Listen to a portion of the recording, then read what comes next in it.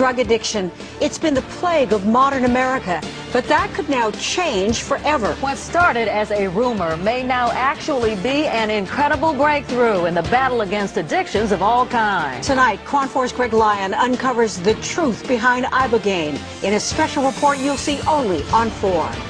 When the ibogaine has a number of strikes against it, it doesn't come from a modern laboratory, but from an ancient plant. It was discovered not by a scientist, but by a heroin addict. It is mildly hallucinogenic and completely illegal in the United States. But having said all that, when it comes to curing addiction, a reputable scientist believes ibogaine is nothing short of a miracle. I didn't believe it. When I first heard about ibogaine, I thought it was something that needed to be debunked. Dr. Deborah Mash is a professor of neurology and molecular and cellular pharmacology at the University of Miami. She is one of the few scientists in the world to study ibogaine, a mild hallucinogen that comes from the root of a shrub found in West Africa, and was rumored to have the amazing ability to help drug addicts kick their addiction. This didn't come from the Salk Institute. This didn't come from the Scripps Institute. This came from a junkie who took a dose to get high himself. So the original observation came from the underground. Observations from this particular underground are not likely to gain the respect of mainstream society.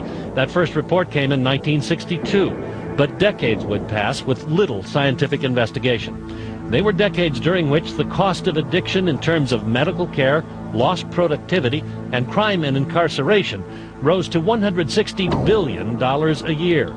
The human toll was impossible to calculate. I had been, pretty successful in my life. I had accomplished a lot of things I wanted to do. And then repeatedly, I just watched everything burst into flames and disintegrate because I could not stay off heroin. Patrick Kropa was a heroin addict for 16 of his 35 years.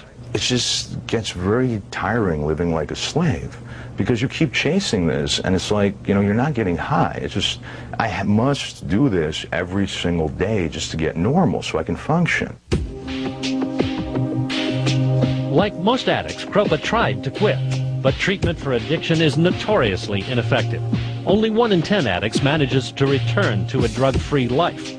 Most stay dependent on illegal drugs or their legal substitutes like methadone. I was a spectacular failure at every possible treatment modality, every paradigm, every detox, every therapy. Nothing ever worked. Even as Patrick Kropa despaired of ever kicking heroin, Dr. Mash was petitioning the Federal Food and Drug Administration to allow a scientific test of ibogaine, which by this time had been classified as a Schedule I drug on a par with heroin. In 1993, the FDA approval came through. We had a team of research scientists, doctors, clinicians, psychiatrists, toxicologists, and we wanted to go forward with this. But even with FDA approval, Dr. Mash could not find funding to look into what was, after all, a counterculture drug. In order to complete her project, she had to leave South Florida and go offshore to the island of St. Kitts.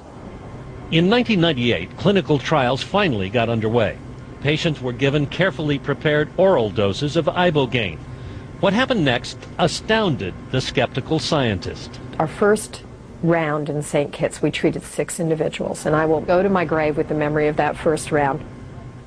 It quickly became apparent that 1 dose of ibogaine blocked the withdrawal symptoms of even hardcore addicts and was amazingly effective for heroin, crack cocaine, and even alcohol. I think we're going to see fantastic numbers. I think these numbers are going to be stunning. We'll see why Dr. Mash says that and what it feels like for an addict to take ibogaine with the conclusion of my report tonight at 9:30. Very exciting. That is amazing. Yeah, it is. We'll see you in about half an hour. Okay, good. Okay, Greg.